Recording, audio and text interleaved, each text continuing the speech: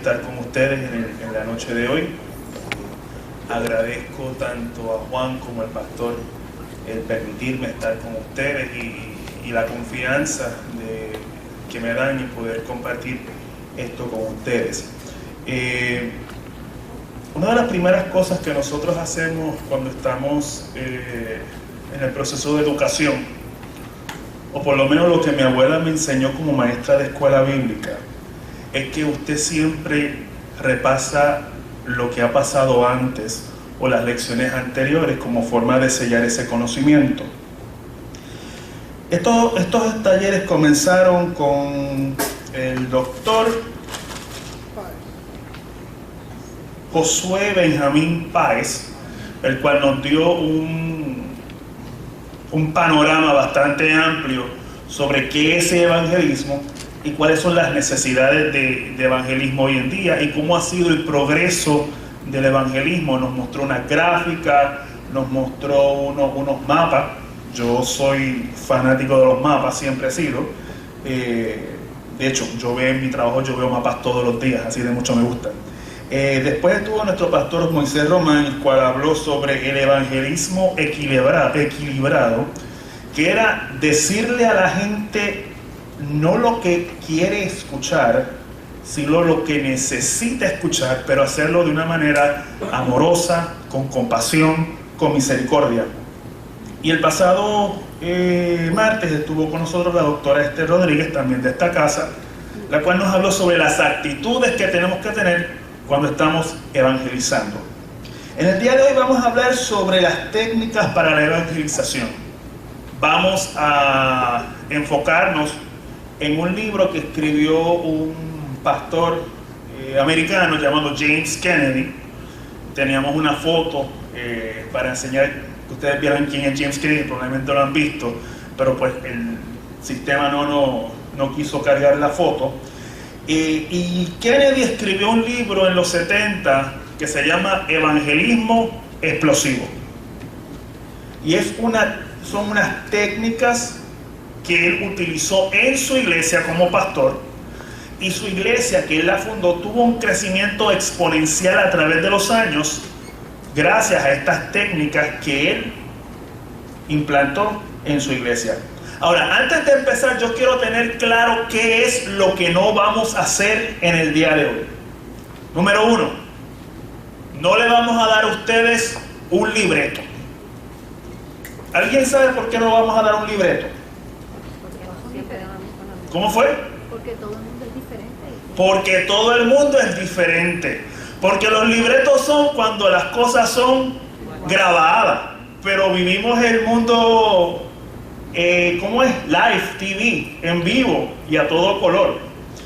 Déjeme darle un ejemplo de lo peligroso que pueden ser los libretos o los embotellamientos, por así decirlo.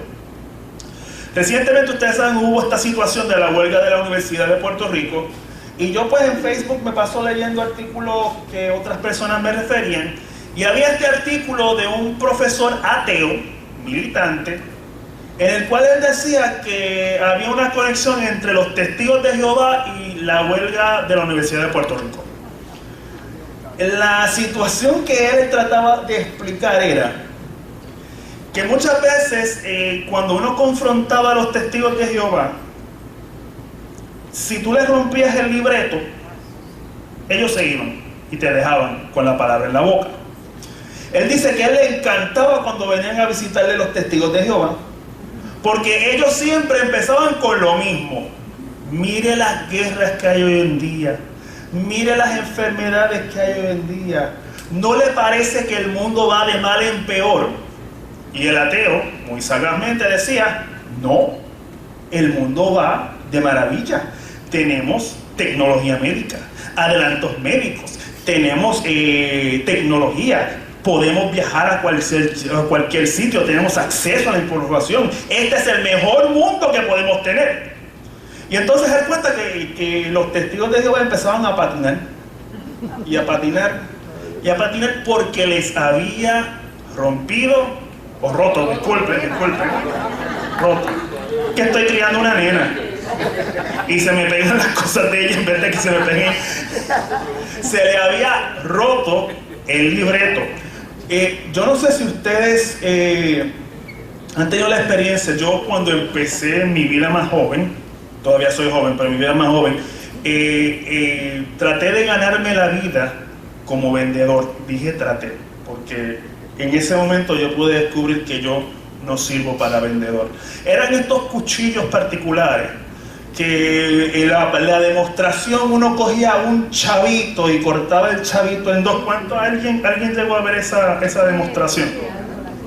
Las tijeras, y cortaba las tijeras en dos y cogías una soga y la cortabas con el cuchillo de cortar el filete, y luego entonces ellos eran el remache. Miren, me acordé del libreto. El remache era de metal y el mango era del mismo material que hacían los cascos de fútbol americano.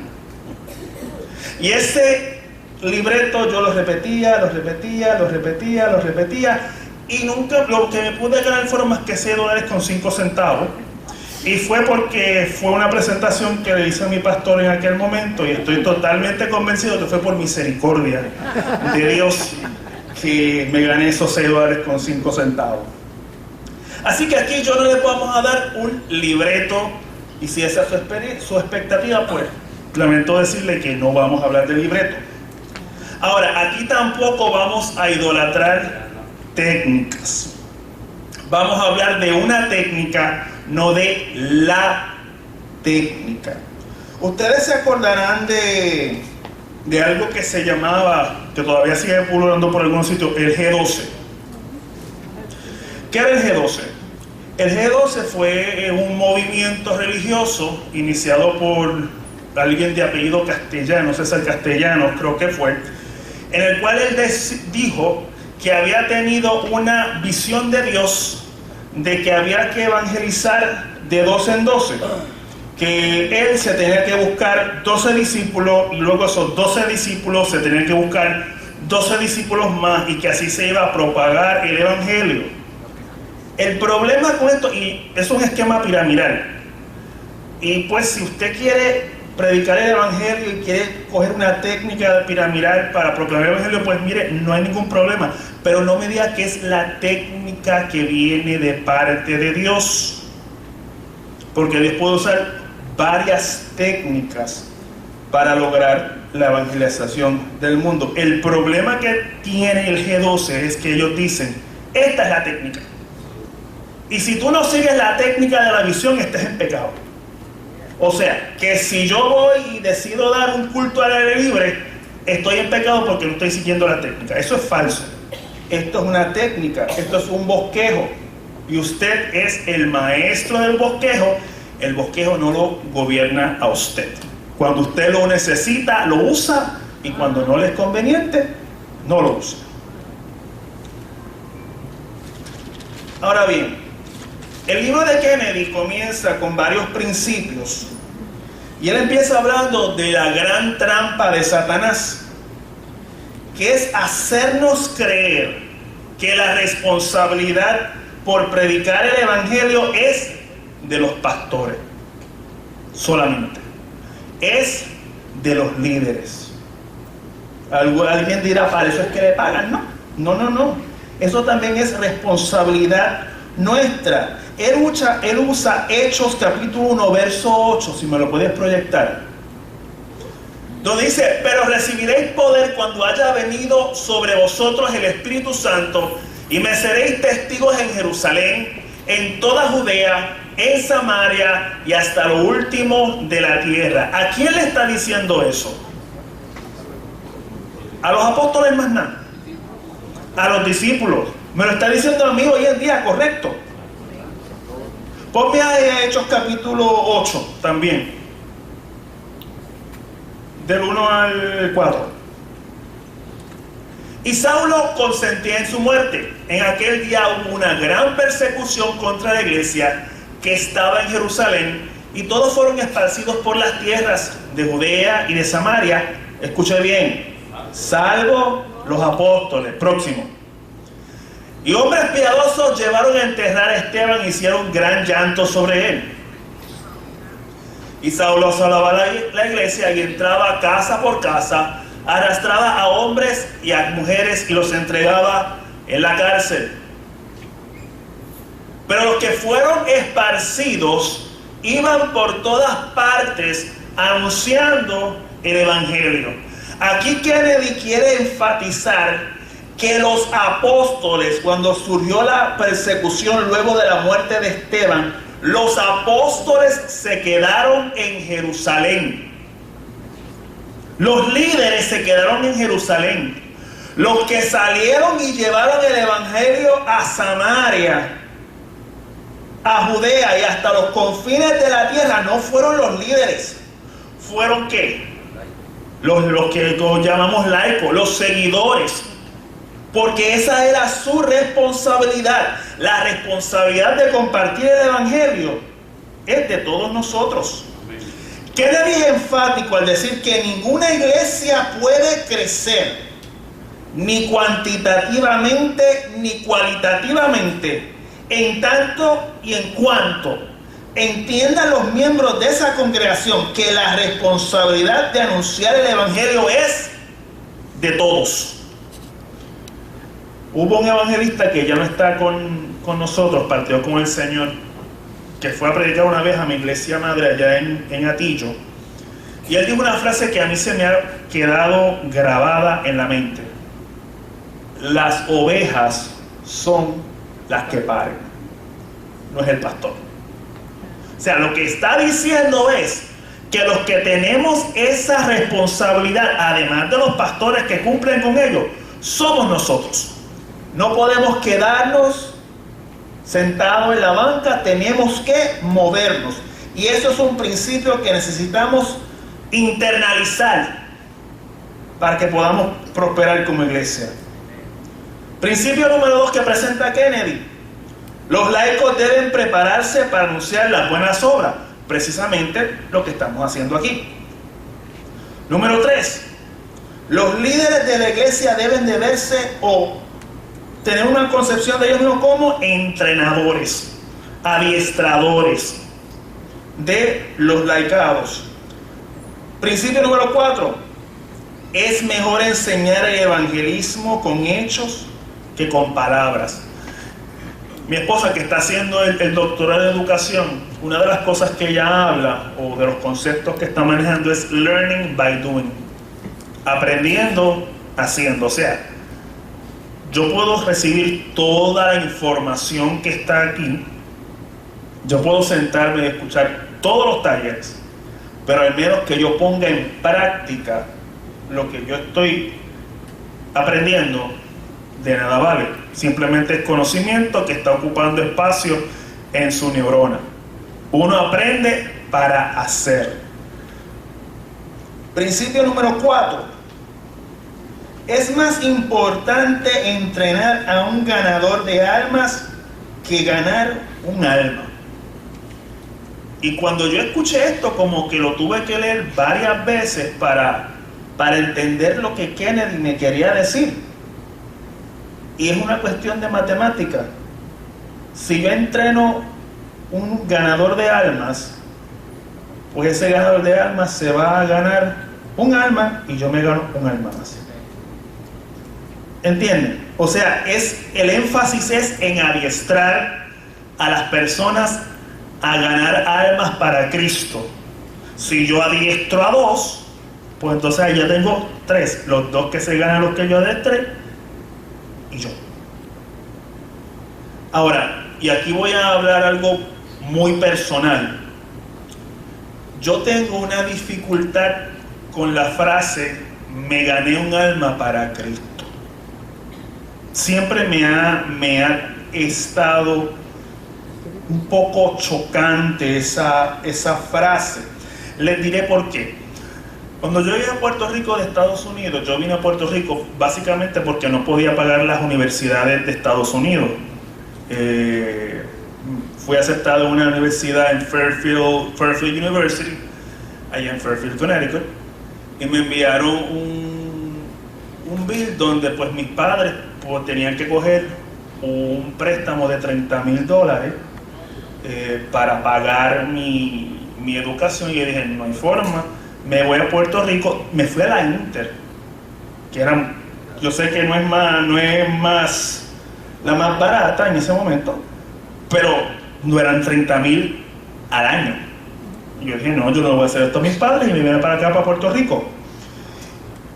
Y cuando llegué yo no tenía carro, y yo tenía que montarme en lo que se llamaba la guagua de Arecibo a Lares, unas guaguas escolares antes grandes que iban de pueblo en pueblo, y tenía que ir a un campo y esperar la guagua, y era por la carretera vieja de Lares, o sea, cogiendo todas las curvas del Lares, del peligro del Lares, el 15, el Leñero, todo eso me lo sabía de memoria. La cuestión es que en esos viajes hubo esta muchacha que yo empecé a evangelizarla para Cristo. La cuestión fue que no logré que ella visitara mi iglesia, y obviamente no logré que ella hiciera profesión de fe. Al año, después de eso, ya tenía carro, tenía un carro, pero era como si no tuviera, porque era más tiempo que estaba el carro en la grúa que lo que ella estaba guiando, pero esas son parte de las cosas de crecer. La cuestión es que me la encontré y ella bien feliz, ¡oh, Dios te bendiga! ¿Te convertiste? Sí, estoy yendo a la iglesia Asamblea de Dios allá en Vallaney. Qué bueno, qué cosas grandes Cristo ha hecho en mi vida. Y yo, qué bueno. Cuando se fue y terminamos de compartir, yo me enfogoné. Pero si yo la estaba evangelizando, yo estaba en la iglesia en ese momento, yo me la estaba evangelizando para mi iglesia. Esto no es justo. Yo hice el trabajo duro y vino alguien a pescar en pecera. Después, cuando uno va y tiene más madurez y de repente, yo no sé, en Atillo y Lares, por eso área, hay una frase que dicen que le dan la bofetada de mozo a uno. No sé si la han escuchado, es como que cuando San Sebastián, ¿verdad? Esa frase que es cuando uno se choca con la realidad. Pues el Espíritu Santo me dio una bofetada de mozo y me dijo, mira, no seas necio. Lo que importa es que alguien que ella hizo profesión de fe. Y sí, tú te la ganaste para Cristo en todo el tiempo que tú estabas evangelizándola. Ponme ahí a Eclesiastés 11:5. Porque, y este fue el verso que el Espíritu Santo utilizó, como tú no sabes cuál es el camino del viento, o cómo crecen los huesos en el vientre de la mujer encinta, así ignoras la obra de Dios, el cual hace todas las cosas. Ponme el próximo. Yo planté, Apolo regó, pero el crecimiento lo ha dado ¿quién? Dios. Así que ni el que planta es algo, yo planté, otro regó, ni el que riega, sino Dios que da el crecimiento. Y el que planta y el que riega son una misma cosa, aunque cada uno recibirá su recompensa conforme su valor, su labor. Porque nosotros somos, escuche bien, colaboradores de Dios. Y vosotros sois labranza de Dios, edificio de Dios. Cuando usted logra que una persona haga profesión de fe, si usted quiere decir que se la ganó para Cristo, dígala. Pero también usted tiene que reconocer que probablemente hubo una maestra de escuela bíblica de extensión que también se la ganó para Cristo. Y también hubo alguien que tuvo un programa por radio y también se lo ganó para Cristo. Porque todos somos colaboradores. En Dios yo he llegado a la conclusión, no existen llaneros solitarios. Hay un proverbio africano que dice que se necesita de toda una villa para criar un niño. Y de esa manera se necesita de toda una iglesia para ganarse un alma para Cristo. Esto de evangelismo no debe ser un proyecto de un grupo. Esto es el proyecto de toda la iglesia. Todos aquí somos colaboradores de Cristo y todos vamos a ganarnos almas para Cristo. Ahora, lo que Kennedy plantea es un bosquejo sobre cómo presentar el evangelio a una persona que no es conversa. El escenario que presenta Kennedy es de uno en el cual usted va y visita un hogar. No necesariamente se tiene que utilizar para esto, pero ese es el escenario que presenta Kennedy. Yo pienso que esto también se puede utilizar cuando uno tiene amistades, que uno tiene como que esa conversación larga de mucho tiempo y empiezas hablando. Usted sabe a lo que me refiero, ¿verdad? Que usted tenga una conversación y lo veo todos los días y dialogo. Pues también yo entiendo que se puede utilizar para ese tipo de escenario. Ahora, Rodríguez habló de cómo conectar con la gente a través de la empatía, de la misericordia. Y precisamente eso es lo que dice Kennedy que tenemos que hacer en primer lugar. Tenemos que establecer la conexión cuando llegamos a la casa. Tocamos a la puerta, a lo mejor ya hemos hecho una cita previa y obviamente usted se comporta como una visita en la casa de una persona. Pero lo importante es aquí empezar hablando de algún tema secular liviano. Por favor, no se ponga a hablar de política. Usted puede mirar lo que hay en las paredes. Quizás hay un trofeo, quizás hay algún cuadro. O sea, algo que le dé a usted la oportunidad de iniciar una conversación sobre algo de interés para la persona. Es necesario que usted, como visita que es, que está entrando al lugar interior de esa persona, a su hogar, manifieste interés humano y genuino en la condición de la persona que visita. Lo que se busca con esto de empezar con un tema secular es que la persona se abra, que la persona entonces empiece a hablar de sí misma. Y esto tiene dos propósitos. Número uno, voy a aprender sobre esa persona que no conozco. Y número dos, le va a dar a usted el derecho de hablar sobre sí mismo, o sea, dar su testimonio. Tú vas a hablar primero de tu vida personal, y como tú hablaste de tu vida personal, entonces me das a mí la habilidad de preguntar sobre tu vida personal y de hablarte sobre mi vida personal, que va a ser mi testimonio. Vamos cayendo, ¿verdad? El propósito para esto, de aprender sobre el trasfondo de la persona, es conocer si es una persona descarriada, si es una persona no creyente, porque usted no le puede hablar de la misma forma a una persona que es no creyente que a una persona que ya tiene un trasfondo cristiano. No es lo mismo hablar con un católico, que los dos creemos que Jesucristo es el Señor, que Jesucristo es Dios, que hablar con un musulmán, que hablar con un budista, que no cree que en un solo Dios. Entonces, cuando esa persona habla sobre sí mismo, usted entonces lo va a felicitar sinceramente. Esa persona puede decir, pues mira, me gané este trofeo jugando baloncesto. Qué bueno, cuéntame más.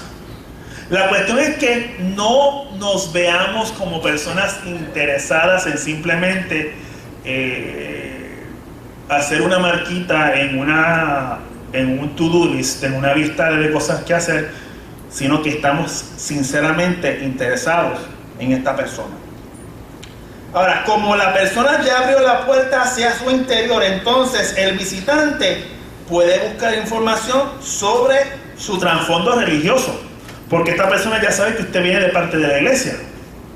Algunas preguntas que usted puede hacer: ¿usted va a la iglesia? ¿Tiene una Biblia? ¿Qué piensa de la Biblia? ¿Ha escuchado un programa religioso últimamente? La cuestión es auscultar cuál es el conocimiento que tiene esta persona sobre el Evangelio. ¿Por qué? Porque si usted empieza a decirle a la persona cosas que ya conoce, va a perder el interés. Porque a nadie le gusta que le repitan lo mismo. Y te va a decir, ya yo sé eso. Una vez entonces usted ve lo que es el trasfondo religioso de esa persona, usted entonces va a dar su testimonio. Y aquí me quiero detener un poco. No es un tristemonio, por favor. Yo me acuerdo cuando chiquito que daban estas campañas evangelísticas y traían a una persona que había sido libertada de las drogas, libertada de la santería, lo que sea. Y esa persona estaba 2 horas y media hablando de su vida de pecado, de todas las pocavergüenzas que había hecho. Y entonces en 5 minutos se convertía. Entonces uno como que le daba más énfasis a lo que hizo que a lo que es ahora. Y ese no es el propósito del testimonio. El propósito del testimonio es dar fe, testificar de que Cristo hizo un cambio en mí, de que antes yo no estaba satisfecho, de que antes yo vivía sin Dios, sin salvación y de esperanza, y que tuve un encuentro con el caballero de la cruz y soy nueva criatura en Cristo Jesús. ¿Qué cosa usted puede decir en su testimonio? Que ha hallado la paz, que no leía la Biblia, que era religioso pero que no encontraba satisfacción, o que era irreligioso. ¿Cómo fue entonces que usted encontró esa paz? Y que alguien le enseñó el camino para encontrar esa paz.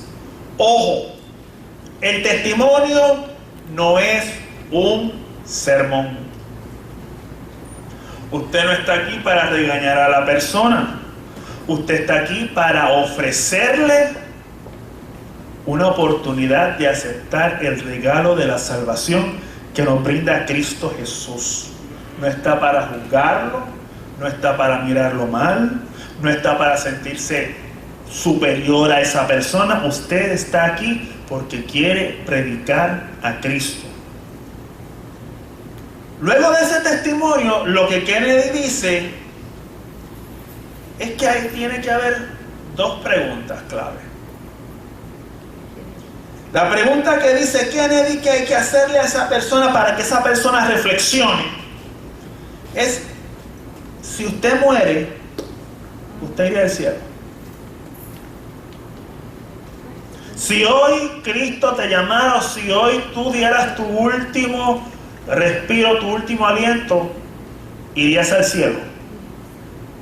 Y las personas te van a contestar de 2 maneras: sí, creo que voy para el cielo, o no creo que voy para el cielo.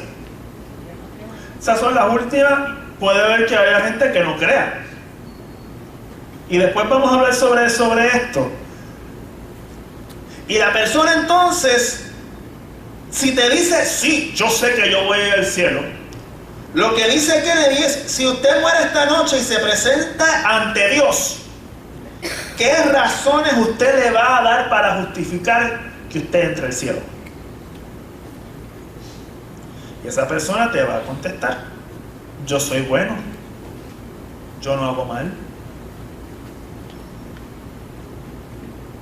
yo doy ofrenda, yo pues de vez en cuando me doy un traguito, pero eso no es nada.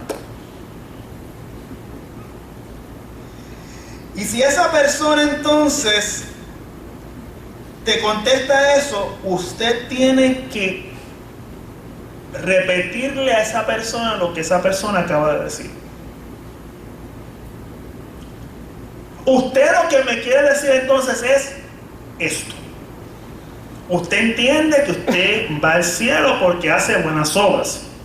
Usted entiende que va al cielo porque cree que da diezmo o que da ofrenda o que escucha un programa religioso y por eso usted cree que va para el cielo. Es importante que la persona haga esto, o que la persona que está evangelizando repita lo que la persona o el residente o la persona que está visitando lo que dijo. ¿Por qué? Porque después no va a tener oportunidad de decir, usted me malinterpretó. Llegamos a un acuerdo, esto es lo que tú quieres decir. Eso se usa mucho en el argumento socrático. Usted repite lo que la persona dijo para ver si realmente lo entendió. Si la persona dice, yo no sé, usted puede tener varias tácticas. Número 1, yo sé que es una pregunta difícil. Tómese tiempo para reflexionar sobre la misma. Puede decirle también, ¿cuáles son los requisitos que usted ha oído? ¿Qué es lo que usted ha oído por ahí que es necesario para entrar en el reino de los cielos? Puede decirle, pues mira, mi manera de pensar era así, asado, pero hay que tener cuidado de no ponerle palabras en la boca a la persona. O simplemente aceptar que la persona simplemente no sabe si va para el cielo o si no va para el cielo.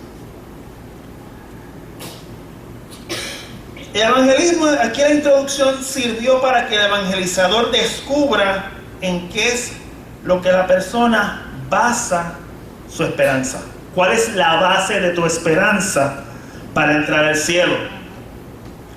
Y una vez usted encuentra cuáles son esas bases que no sean bíblicas, usted debe de empezar a desmantelar esas bases. No debe de ser con aire de superioridad, porque al fin y al cabo todo el mundo sabe algo, pero quizás no han podido integrarlo. Este mundo ha recibido mucha información fragmentada, mucha información por aquí, por allá, muchas fuentes de información. Ahora eso con la internet y las redes sociales, eso es un boom, por así decirlo, de información. Que los otros días para Cuaresma yo hice un ayuno de Facebook, porque es que yo no podía ya con tanta información, me saturé de tanto que había. Era como que, Dios mío, déjame coger un ayuno de Facebook. ¿Cuántos necesitan ayuno de Facebook aquí? Alaba.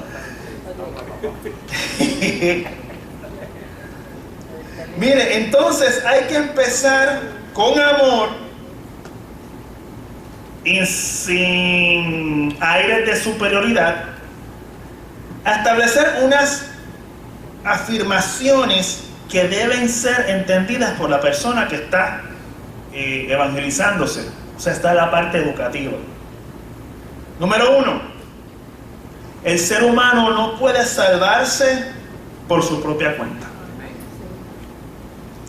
Y el pastor Moisés, cuando estuvo aquí, dijo que el evangelismo equilibrado era decirle a la gente las cosas que necesitan escuchar, no las cosas que quieren escuchar, pero hacerlos con amor.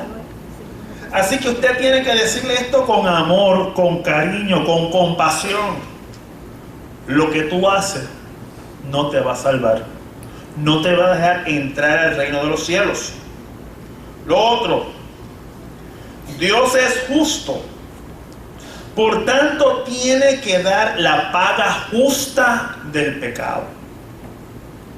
Te van a decir, Dios es amor. Dios es amor, sí. Pero la justicia, el amor de Dios no cancela la justicia de Dios. Pastor Joel Torres, cuando estaba aquí, sabe que él se buscaba estos poemas que recitaba a veces en los cultos, en los sermones, y una vez dijo que amor sin justicia no era amor, era permisividad o algo así, algo por el estilo. Y pues la justicia de Dios no es cancelada por el amor de Dios, porque sin amor no puede haber justicia, y sin justicia no puede haber amor. Lo segundo, y aquí es donde podemos tener problemas con algunas personas de algunas religiones. Cristo es Dios. Hay que entender eso, que Jesucristo es el Señor. La muerte de Cristo en la cruz fue por nuestros pecados.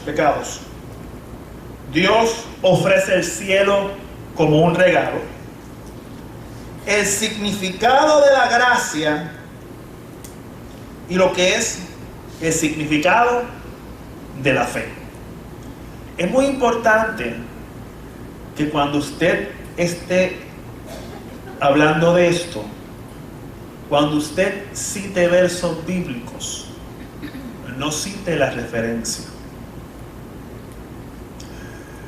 Los otros días yo estaba haciendo un trabajo para mi trabajo, una carta, respondiendo una carta, y la carta que nos envían era en conformidad con la ley número 44 del 7 de julio de 1996, según enmendada 23 lepra, sección 400, qué sé yo, M, y esas cosas. Cuando uno ve eso, uno se intimida, porque uno no conoce esos términos, ese vocabulario. Y cuando usted a un inconverso le dice de segunda de Tesalonicenses capítulo 4 verso 1 en adelante, le está diciendo los indios bien. Él no entiende eso, se supone que no lo entienda porque no es converso. O cuando usted empieza a hablar de santificación, justificación, ¿quién me puede decir aquí rápido qué es santificación? ¿Qué es justificación? ¿Qué es el sacrificio expiatorio redentor de Jesucristo en la cruz del Calvario? ¿Qué es una teofanía? Entonces venimos con todo este vocabulario y pensamos que todo el mundo entiende eso. No entiende. Hay que hablarles como si fuera un bebé, porque son bebés espirituales. Lo importante es que si una persona afirma algo diferente a lo que usted está afirmando, usted no le puede decir, tú estás equivocado. No, te equivocas. Chico, ¿cómo tú vas a decir eso? Que tú no sabes que Jesucristo es Dios. ¿Cómo es posible? Porque a nadie le gusta que le digan que estás equivocado. Entonces lo que va a terminar es un debate teológico, y usted no está ahí para hacer un debate teológico, usted está ahí para evangelizar a la persona. Disculpen. ¿Qué podemos decir entonces? Me interesa lo que usted acaba de decir, podemos dialogar un poco más. ¿No ha considerado que la Biblia dice esto? ¿Por qué usted piensa así? Vamos a ver esto de otra perspectiva. Son formas de decir no sin decir no. Una de las cosas que los que han trabajado en servicio al cliente por teléfono es que usted no puede decir no. Déjame ver si lo entiendo. Usted sabe, cuando usted llama por teléfono a algún servicio a quejarse de que no me están dando el servicio, pues ellos nunca te dicen no. Te dicen, vamos a ver cómo podemos ayudarle. Lo lamento su situación. Déjeme referirlo. Por favor, ¿me puede dar su número? sea, es cuestión de no decirle a las personas que usted está equivocado, porque tan pronto tú dices que está equivocado, la gente, por alguna razón, en nuestra cultura, en nuestra civilización, la gente entiende que estar equivocado es malo. Que la equivocación es mala. La equivocación no es mala. Pero la gente tiene ya ese concepto, o peor, me estás diciendo que yo soy bruto. Así que nunca le diga que usted está equivocado. No, bajo ninguna circunstancia. Utilice las frases que le acabo de decir.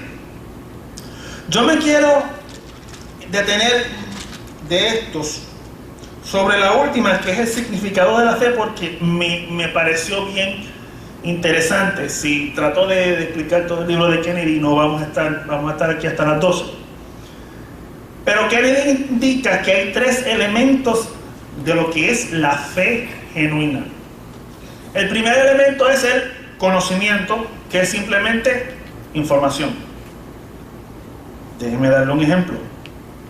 Yo sé que la Iglesia Católica establece que María es corredentora con Cristo. Eso lo sé. Ahora, no tengo el segundo elemento de la fe, que es el consentimiento. Yo no estoy de acuerdo con eso. Yo lo sé, pero no estoy de acuerdo.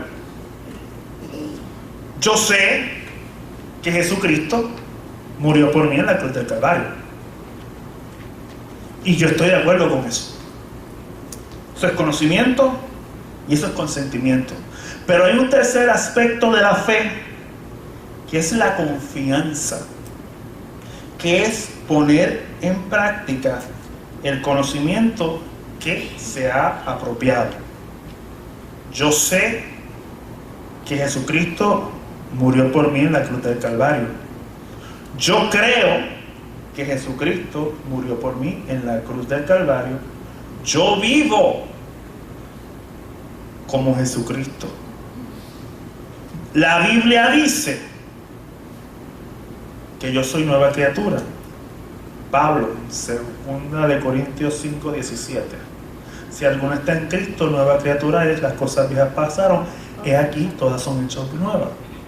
Yo me apropio de ese conocimiento.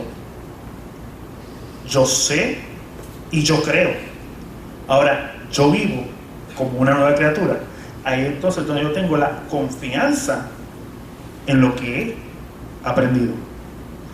Y eso es parte de lo que la gente tiene que saber, porque mucha gente sabe que por sus obras no se puede salvar. Eso se ha hablado aquí mucho en las iglesias evangélicas, pero la gente actúa como si las obras no la salvaran. Tenemos entonces que lograr que la persona que estamos evangelizando pueda ir a través de estos 3 ejemplos. Entonces Kennedy dice que hay que hacer una entrega. Hay que preparar la entrega de la persona. Usted le va a explicar, luego de que le ha dado el plan de salvación, le pregunta: ¿significa esto algo para usted? Porque es posible que si una persona no cree, no tiene interés, te diga: mira, agradezco tu visita, pero la verdad es que no me interesa. Es posible, va a suceder. Si la pregunta es positiva, si la persona dice: si esto significa algo para mí, entonces se puede proceder con una oración de entrega, lo que nosotros llamamos la profesión de fe. Y hay que estar seguro de que la persona ha entendido todo. Porque una profesión de fe no es algo que se deba tratar de forma ligera. Estamos hablando de una decisión monumental en la vida de una persona. Estamos hablando de su salvación. Estamos hablando de su relación con Cristo. Si hay algo que la persona no entiende, usted va y repasa lo que ha sucedido o lo que la persona tiene dudas. La pregunta de entrega debe de ser según Kennedy, y esto sí Kennedy dice que hay que memorizarlo y usarlo de la misma forma, siempre. ¿Quiere usted recibir este regalo de vida eterna que Cristo le ofrece? Si la persona dice que sí, y el evangelizador ora por el profesante, usted va entonces y le dice al profesante: repite esta oración conmigo, y luego vuelve a orar para que el profesante tenga seguridad de su salvación. Si la persona no se entrega, hay que ver si es un rechazo categórico, no me interesa, o si es por falta de conocimiento, porque no entendió algo, o porque, como es algo tan monumental en la vida, si quieres reflexionar más sobre lo que estás haciendo. Nuevamente, no es ¿qué quieres? ¿Hamburger o papa? Estamos hablando de una decisión trascendental, profunda en la vida del ser humano. Lo último que quiero hablar aquí es del testimonio. ¿Cómo debe ser un testimonio? 3 cosas: lo que yo era antes de ser cristiano, cómo llegué a ser cristiano y qué significa Cristo para mi vida. Hay que hacer hincapié, y vuelvo y repito, hacer hincapié en lo positivo, no en lo negativo. Permiso, ¿puedes repetir los 3? Lo que yo era antes de ser cristiano, cómo llegué a ser cristiano y qué significa Cristo para mi vida. Estos son los 3 elementos que tiene que tener un testimonio. No es yo me arrastré por las cunetas. Qué bueno, pero no es para que te desacredites con la persona. Tú le dices: es que yo era un pillo antes, y la persona va a estar alerta, me va a robar algo. No es que yo era un mujeriego y el Señor manda a la mujer: mira, mujer, vete allá a comprar algo a la tienda. Eso no es. O sea, hay que hacer hincapié en lo positivo. Lo último que Kennedy habla, los otros capítulos, es cómo hacerle frente a objeciones, que no vamos a entrar en eso. Da varias ilustraciones que usted puede utilizar en el momento de evangelizar. Ilustraciones, hay libros de ilustraciones, libros que usted puede ir a su librería cristiana de preferencia, ya sea virtual o presencial, y comprar un libro de anécdotas, de ilustraciones y instrucciones para el evangelista. O sea, si usted vístase bien, que su aliento, por favor, póngase desodorante, hable de forma mesurada, no le grite. ¿Cómo es que a la gente que usted quiere no se le grita? ¿De dónde yo saqué eso? Eso es de algún...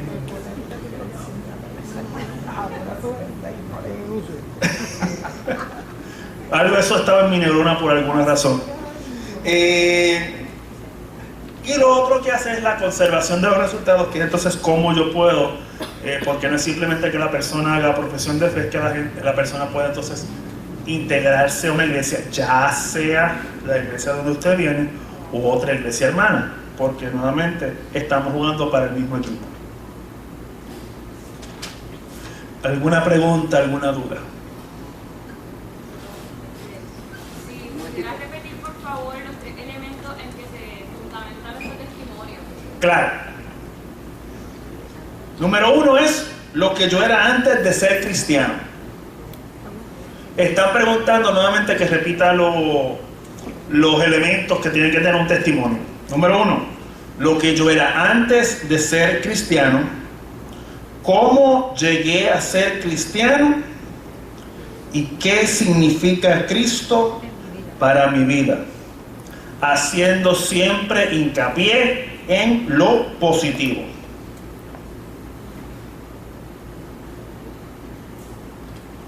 Se puede predicar sobre la creación, lo que es la naturaleza, lo que Dios ha hecho con la naturaleza. Se le ve a la persona que Dios ha creado. ¿Puedes abundar un poco más sobre la pregunta? Porque O sea que si al uno evangelizar puede señalarle a la persona cómo Dios ha creado el mundo, cómo se mueve el mundo por la creación de Dios. pues mira, sí. Ahora, lo importante es cómo eso es importante para mí, porque es una decisión personal. Si Dios creó el mundo, mira qué perfecto es el mundo, mira las aves del cielo, los lirios del campo, los peces del mar, si los vientos le obedecen, si la mar por ti se calla, porque hay hombres que dicen que tú no vives. Decía un himno, eso me dijeron que eso existía, eso me lo cantaron a mí. Pues sí, pero siempre tú tienes que llevar eso al nivel personal. ¿Qué eso significa para ti personalmente? ¿Qué eso significa para esa persona que tú estás evangelizando personalmente? Pero sí, puedes utilizarlo como una táctica. Hermano William, hay una técnica sobre ese punto que se llama 5 principios de vida eterna, que comienza con el Génesis, como usted comenzó, que todo lo que Dios es bueno, va el pecado, la caída, y esos 5 puntos va desde Génesis Hasta Apocalipsis. donde Dios toca la puerta y tú lo recibes y estás en la vida eterna. Por favor, repite eso. Sí, hay una técnica de 5 principios de vida eterna que un conocido evangelista la presentó hace poco, que comienza desde el Génesis con la creación, como usted me mencionó, que todo lo que Dios hizo lo hizo bueno y perfecto. Hay una caída del hombre que nos separa de Dios, y sigue por ahí, está siguiendo esos principios hasta el Apocalipsis, que cuando Jesús, como un caballero, toca la puerta y le recibimos. Y llama, y el que y ahí somos yo sonaré con él. Exacto. Por aquí había una pregunta.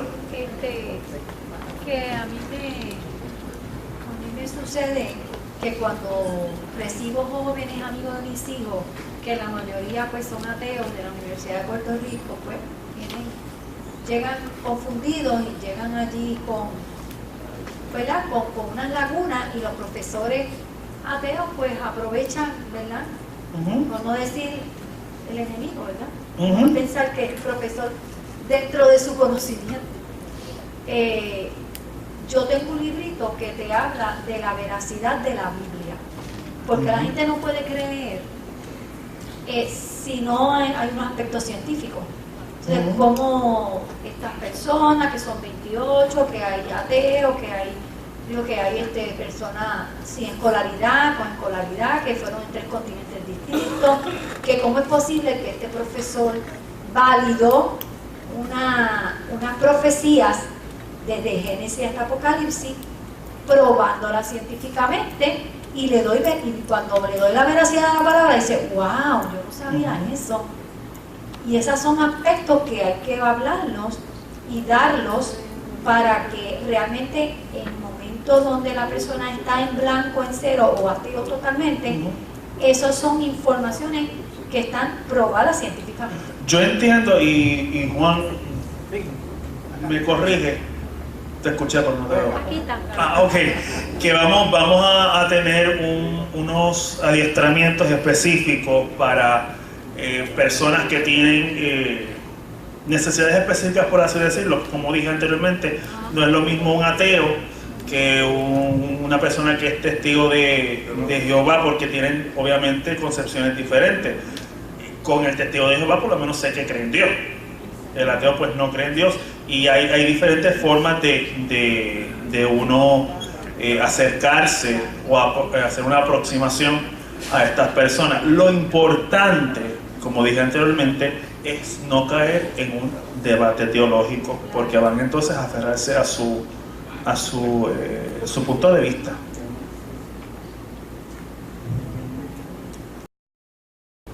explicación que usted ha dado la tomo como es algo planificado ya, intencional, que tú tienes un objetivo. Ahora, si usted se encuentra en un aeropuerto, en un restaurante, en algún sitio, accidentalmente, y se percata que puede ser un buen o una buena prospecto, una oportunidad, y tiene poco tiempo, ¿qué puede hacer? Pues mira, te voy a dar una respuesta bien pentecostal, lo que el Espíritu te diga. Sacaste 4 puntos. Sí, porque es que okay, usted tiene estos métodos, pero al fin y al cabo el Espíritu Santo es el que se va a ganar la persona para Cristo, así que lo que el Espíritu te diga. ¿Quién tiene por ahí? Por acá y... Ajá. Ah, mira, ese es James Kennedy, gracias. ¿Lo reconocen? Ok, pues ese falleció ya en el 2007. Este es el pastor del que estamos hablando, gracias. Ok, en este seminario hay 2 complementos que son vitales. Si uno de los 2 falla, se malogra el principio, y es el evangelismo y el discipulado. Exacto. ¿Qué sucede? Hay iglesias que dan mucho énfasis al evangelismo, pero como el discipulado es más agotador, no es lo mismo. Entonces, ¿qué pasa? Cuando tomamos el ejemplo del sembrador, la palabra del sembrador, vemos que el sembrador tiró 4 semillas. Una en el camino, una en el arbusto, una en el pedregal, pero la 4ª semilla cayó en tierra fértil. ¿Qué pasó con las primeras 3 semillas? No recibieron el discipulado, porque la 4ª semilla dice que oyó y entendió. Por lo tanto, muchas veces vemos por ahí, no, se convirtieron 1000. Dentro de un año, pregunta cuántos quedaron.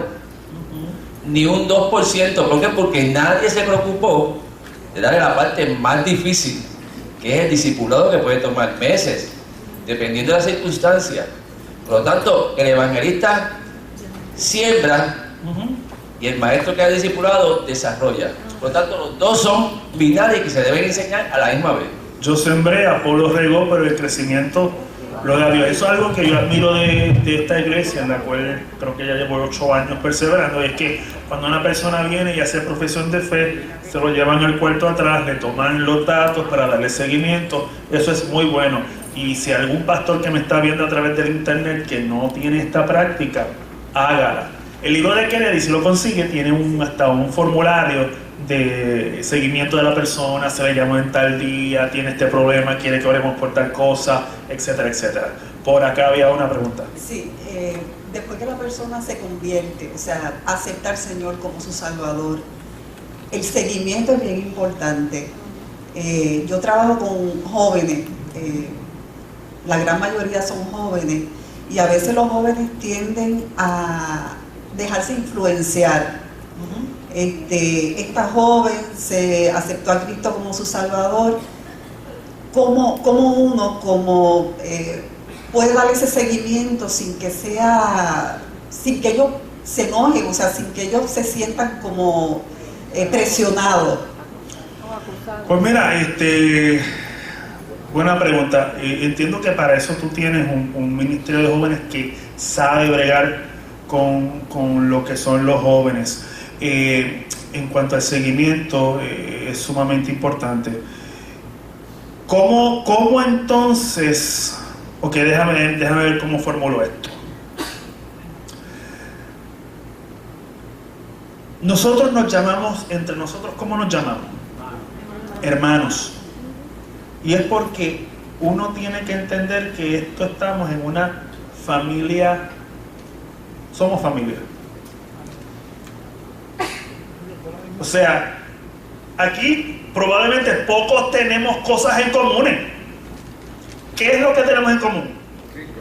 A Cristo. Que creemos y confesamos que Jesucristo es el Señor que murió por nosotros en la cruz del Calvario. Somos familia y el seguimiento tiene que ser como si fuera un familiar. La persona tiene que entender o incorporar en su mente de que está entrando a la familia de la fe.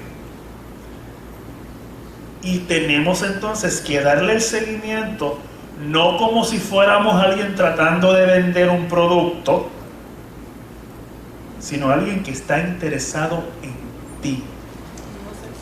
O sea, a mí no me importa porque seas un número más o porque seas una estrellita más en mi corona.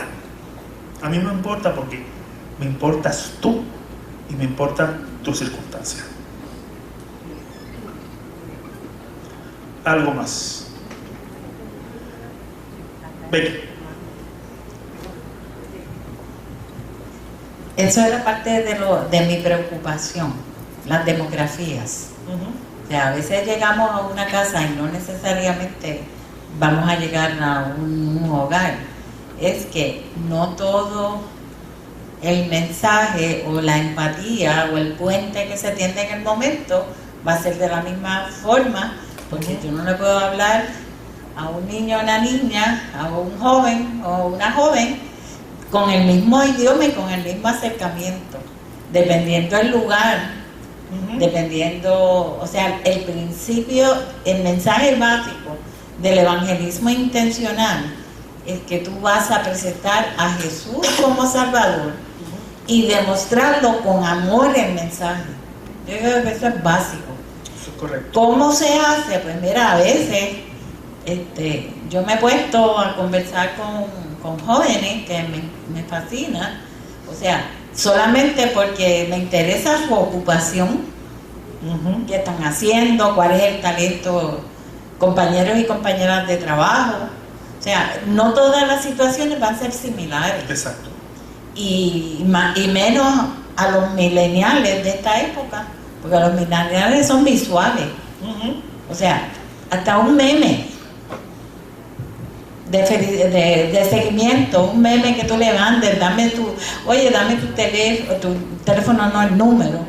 O sea, el nombre. ¿Te puedo whatsappear? Exactamente, o sea, hay un puente que usted puede extender con distintas, precisamente esa es la diferencia que tú estabas hablando. O sea, no vamos a llegar a todos los lugares con el mismo sitio, pero el mensaje esencial es que Jesús es nuestro Salvador. Sí. Una de las cosas que dijo Kennedy, o que está en el libro de Kennedy, que yo no la mencioné, pero la menciono ahora, es que uno debe de tener más o menos una idea de dónde tú vas. O sea, la cantera para personas que vamos a visitar, por así decirlo, lo proveen ustedes, porque ustedes son los que conocen la gente.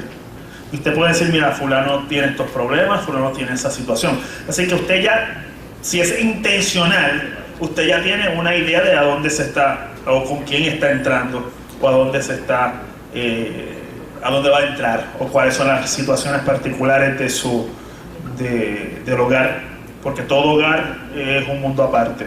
Vi una mano por acá. Sí, si vamos a lugares que son bastante concurrentes por jóvenes y están llenos de jóvenes, ejemplo, POTS, ejemplo, las calles San Sebastián, quizás los conciertos de cultura profética al aire libre, etcétera. ¿Cómo se puede llevar el evangelio de una manera rápida e instantánea? Quizás, por ejemplo, en la justa o en lugares así que el tiempo de acercamiento a la persona está rodeado de un ambiente completamente... Pues mira, ahí obviamente estás con poco tiempo. Esta visita que dice Kenny dura como media hora. No es lo mismo, pues, especialmente en esta generación, que lo que tiene, y yo me incluyo, un tiempo de atención muy reducido. Pero ahí tú tienes los memes a través de Facebook. Un método muy bueno son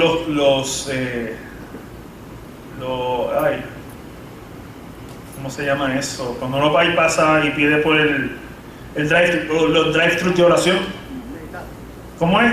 El servicarro de oración. los cervicanos de oración, un tratado, que el tratado entonces tenga un QR code que tú lo puedas escanear y te lleve a una página de internet. Hay varias maneras de poder llevar esto, o simplemente mira, una sonrisa, Cristo te ama. Hay varios versículos en la Biblia que si estás en el campo deportivo te habla de correr la carrera, de llegar a la meta. O sea, que van a tono para cada situación. Quería compartir un pequeño testimonio. Usted sabe que soy interactivo y me creía y me frustraba que si alguien no aceptaba a Cristo, pues ya yo estaba casi en pecado. Y he aprendido en la paciencia de esta iglesia, con Pastor Moisés y con ustedes, que sembrando, como dijo usted ahorita con lo de Apolos y Pablo, pues estamos llevando el Evangelio. Hace poco, en una actividad deportiva, pues lo único que se me ocurrió fue hablar del baloncesto. Cómo yo comparto la bendición, o sea, cómo yo reparto la bola. Entonces estamos trabajando para equipo y yo quería pasarle a ellos la bola, compartir una bendición del cambio que había en mí. Entonces, a ver ese famoso jugador de aquel equipo que gana, que le da la mano a todo el mundo y está destacado, por ahí entré. Sabiendo que estos periodistas, casi todos son ateos y agnósticos, pues le dio un tratado de un nuevo comienzo, una nueva oportunidad. ¿Y qué dice? Esa es la oportunidad al Señor, como ellos se dieron oportunidad en el deporte y le gustó. Se tuvo que sacarme la manga porque en 2 o 3 minutos no hay mucho tiempo.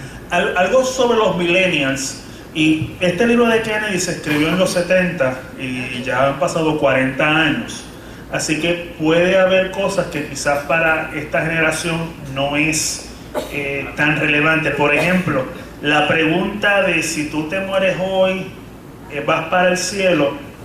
Un millennial tiene mucha dificultad en pensar en eso, especialmente los varones millennials. Digo, varones millennials como ya si fueran millennials, yo soy generación X. Pero como porque los varones jóvenes se creen invencibles, que yo voy a estar pensando en la muerte si yo tengo toda mi vida por delante. En ese momento tú puedes cambiar la pregunta. ¿Cómo vas a vivir? ¿Cómo va a ser tu vida? Porque la Biblia, yo he llegado a la conclusión que mucha gente piensa que la Biblia es un libro que me va a hablar de qué va a pasar después que me muera. Y la mayoría, el 90% de la palabra, lo que me quieres enseñar es cómo yo voy a vivir ahora. Es un vivo para vivos, es un libro para vivos, no es un libro para muertos. Así que a los millennials tú puedes cambiarle esa pregunta, ¿cómo tú vas a vivir? Porque hoy en día la gente está tratando de vivir. Amén. Hay un comentario que yo quisiera hacer, y perdóname que tome esta oportunidad, y quizás Juan lo aclara, en el sentido de que uno de los propósitos específicos y objetivos que se está tratando de trabajar es que el primer campo intencional de visitación va a ser a los progenitores de la Escuela Bíblica de Extensión, que hemos estado trabajando con ella por 2 años. Queremos, o sea, se está enfatizando el hecho de que son visitas a los hogares, porque se van a visitar los hogares de esos progenitores. O sea, va a haber un taller, un campo específico, que a la vez pues usted va a generar evangelismo intencional con su vecino, con su vecina, con su compañero y su compañera, pero parte del trabajo que conlleva esta capacitación es que precisamente se va a hacer esas visitas y se van a organizar. O sea que una de las razones para la cuestión de las visitas, claro está, después hay una logística, pero eso es parte del propósito. Exacto.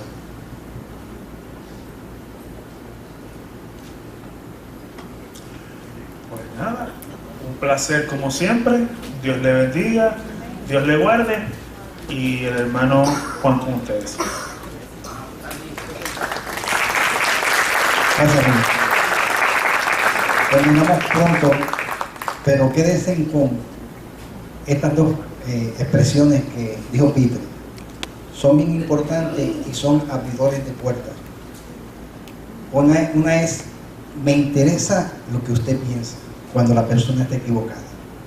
Nunca decirle que está equivocada. Grábese eso. Es una herramienta muy poderosa cuando usted está hablando con una persona, porque le está dando el espacio a él para que se exprese sin usted decirle que le está equivocado, y luego entonces, pero mira lo que yo pienso, mira cómo yo veo la situación. La otra es, ¿significa esto algo para usted después que usted le ha explicado?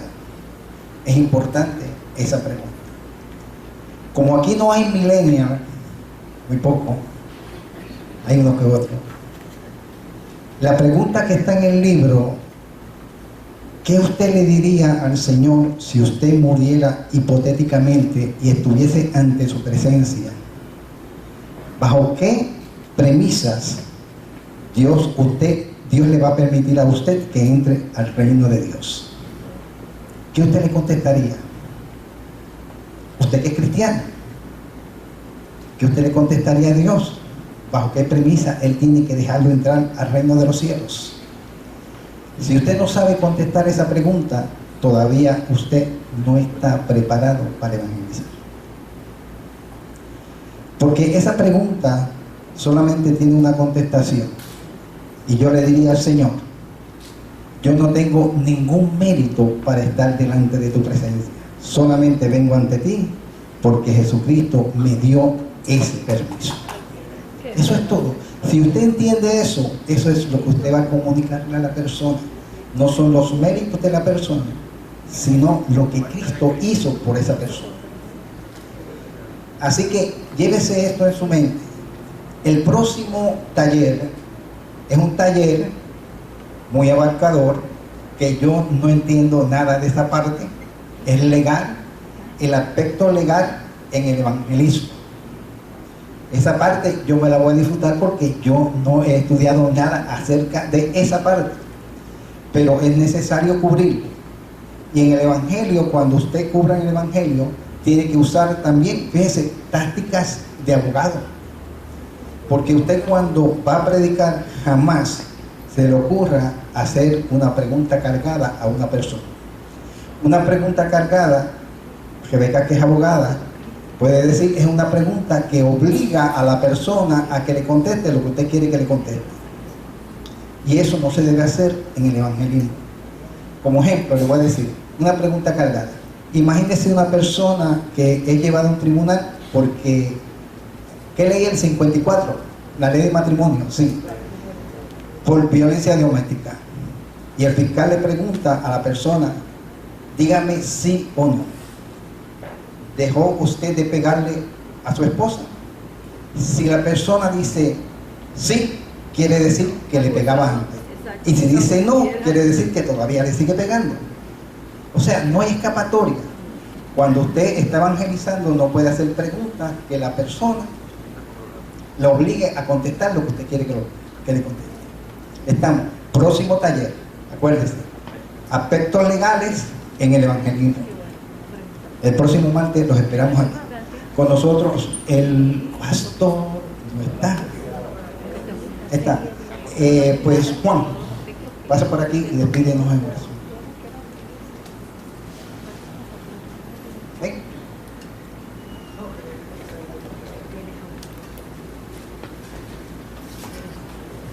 Señor, gracias.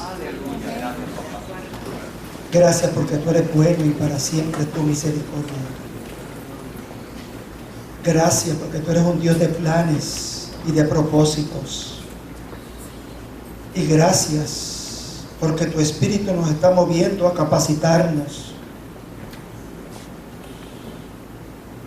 para ir, para hacer, para actuar, para reaccionar, para activarnos, Señor, en tu obra, porque hay trabajo que hacer. Ayúdanos, Señor. Gracias por los recursos que han pasado y gracias por los recursos que vendrán, Señor, a enseñar a este pueblo. En el nombre de Jesús de Nazaret, permite, Señor, que esta semilla que ha sido sembrada germine y dé fruto, mucho fruto a tiempo. En el nombre de Jesús. salimos ahora en la certeza de que tu presencia y tu guianza irá con nosotros, que tú nos darás un sueño reparador. Aquellos que tienen insomnio, Señor, descansan en ti, en tu palabra y en tu presencia. En el nombre de Jesús. Amén.